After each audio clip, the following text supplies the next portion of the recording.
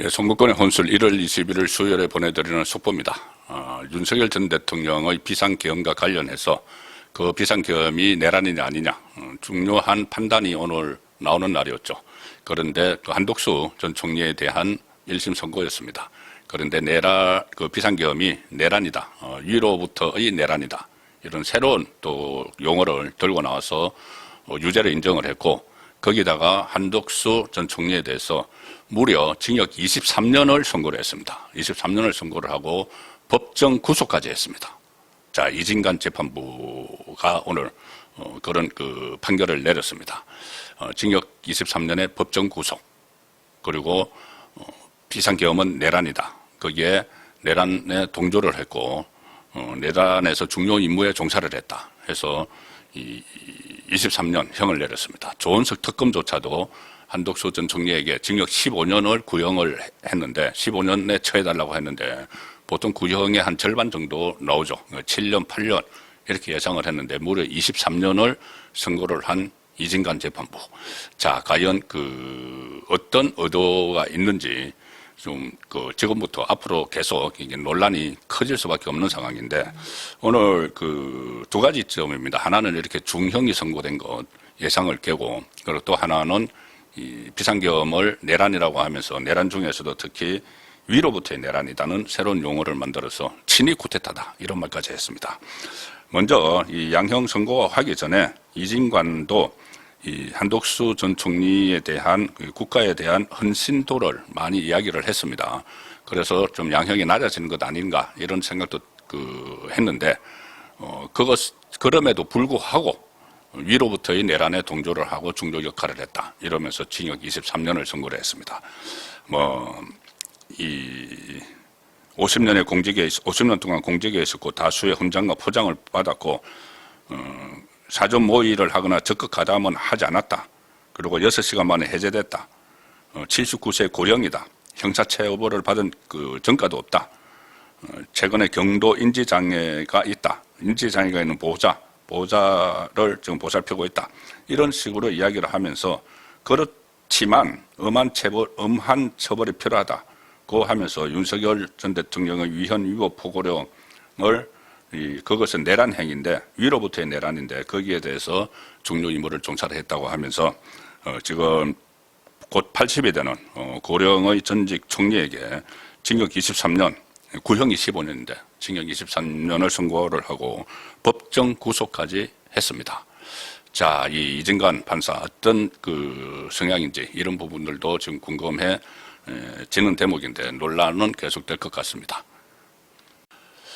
예, 징역 23년 선고라는 그 엄청난 양형도 지금 논란거리가 앞으로 될 수 있는 상황인데, 특히 오늘 그 선고가 한독수 전 총리에 대한 선고 결과가 중요했던 것은 그 내용이었죠. 12.3 비상계엄을 내란으로 성격 규정을 할 것인가.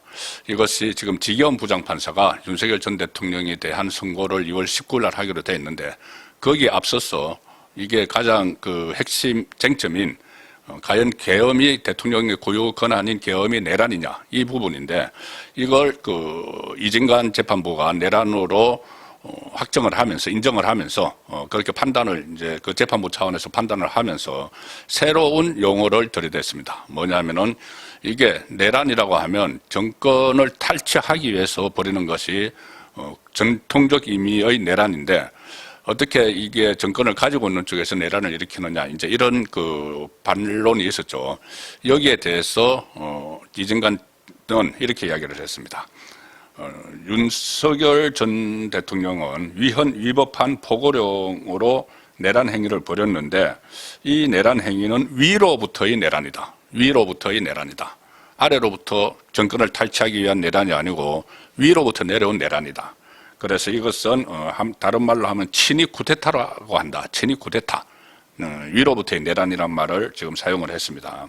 이것은 아래로부터의 내란 혐의보다 더 위험하다. 이런 말도 했고, 심지어 이 내란이라고 완전히 규정을 하면서 또 정치적 용어도 막 섞어서 사용을 했습니다. 일부에서 계몽령 계엄이다, 뭐 경고성 계엄이다, 메시지 계엄이다 이렇게 주장하는 사람들이 있는데 그것은 뭐 잘못된 거다 이렇게 그 정치적 그 용어를 사용을 하면서 비난을 하기도 했습니다. 그리고 계엄을 해제한 것은 무장한 군인의 맨몸으로 맞선 시민들의 역할이다. 그러니까 이 어떤 단기간에 계엄을 끝낸 것이 윤석열 전 대통령의 의지가 아니고 타의에 의해서 타력에 의해서 그렇게 한 것뿐이다. 그래서 이것은 계몽령 그 계엄이 아니다. 경고성 계엄이라고 주장하는 건 잘못된 것이다. 이렇게 그렇게 주장하는 사람들을 비난을 하는 그런 내용도 지금 선고문에 담았습니다. 오늘 이 선거를 생중계하겠다고 결정을 했을 때부터 어느 정도 정해진 답을 정해놓은 것 아니냐. 만약에 다른 판단을 할 것 같으면 개딸들이 무서워서라도 생중계를 안 했겠죠. 그런데 생중계 할 때부터 답은 정해져 있었던 것 같고 결국은 이 비상계엄은 내란이고 한덕수 전 총리는 중요 업무 종사를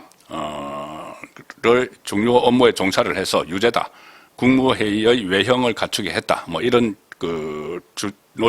법리를 그런 논리를 쭉 폈는데 지금 윤석열 대통령의 계엄 선포 이 자체를 위로부터의 내란이라고 하면서 내란이라면은 국헌 문란을 목적으로 한 폭동이 있어야 되는 것이죠.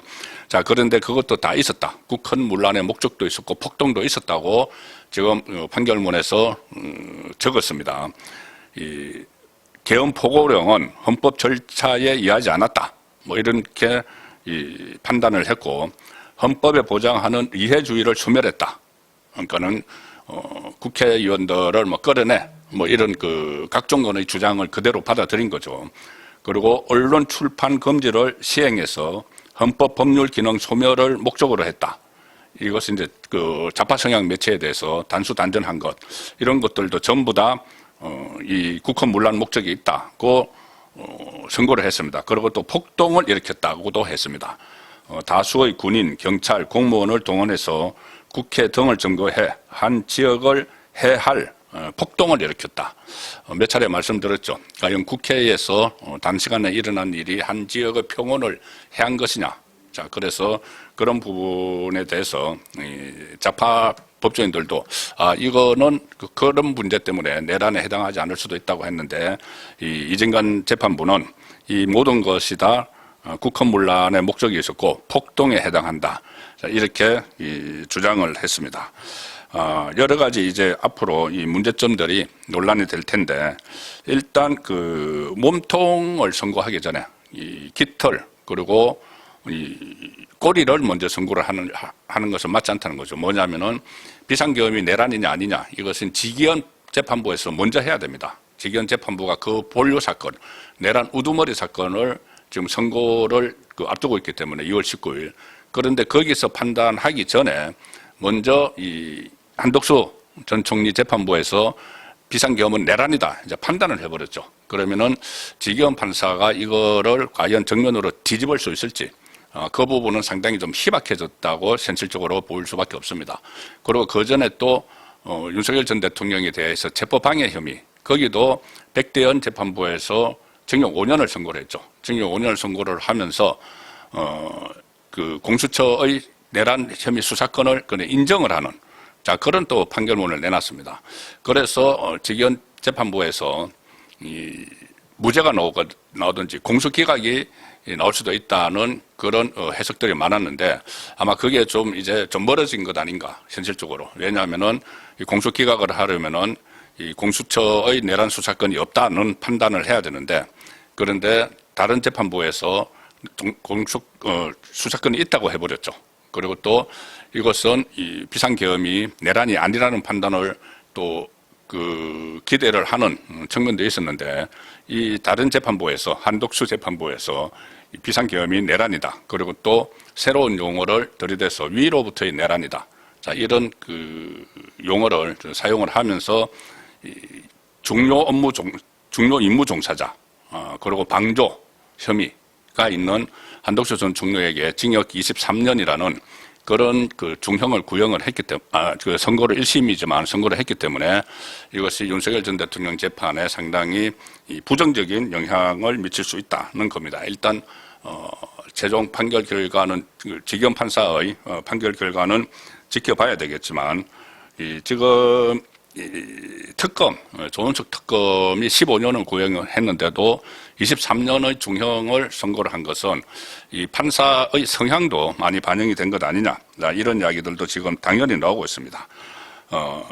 이진관 부장판사는 그 전에 김용현 변호인들에 대해서 2차례 감치 명령을 내렸던 바로 그 판사죠. 그리고 윤석열 전 대통령에게 상당히 이 관련자들에게 상당히 고압적인 그런 재판 진행을 해왔고, 무엇보다도 지금 오늘 선고를 내린 이진관 재판부가 서울중앙지법 형사 33부인데, 합의 33부인데, 그 재판부가 이재명의 이 대장동 사건을 심리를 해왔습니다. 그 전임 재판장인 김동연이 그 재판을 질질 끌었죠.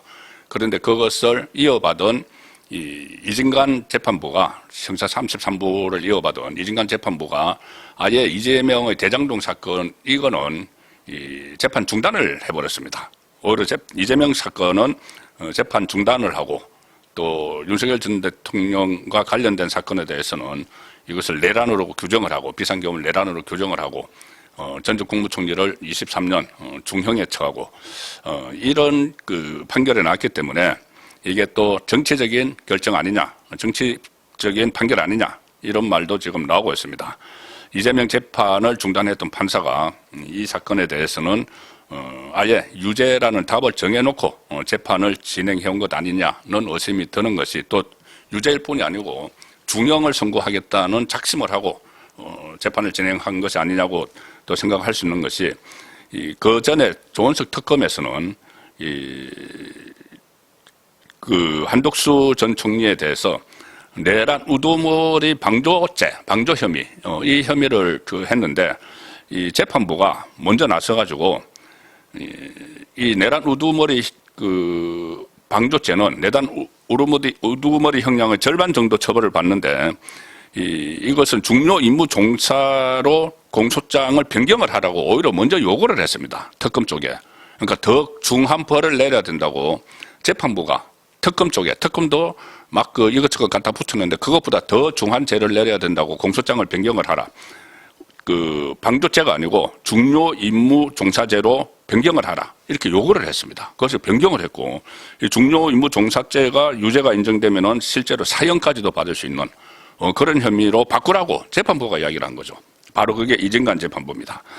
자, 그래서 그 전에 정청래가, 민주당 대표 정청래가 이 죄를 추가하라고 지시한 이진관 부장판사를 정의로운 판사다, 이렇게 막 띄운 적도 있었죠. 정의로운 판사다. 그 정의로운 판사라고 띄우면서 그 다음에 이제 이진관이 다음번 아마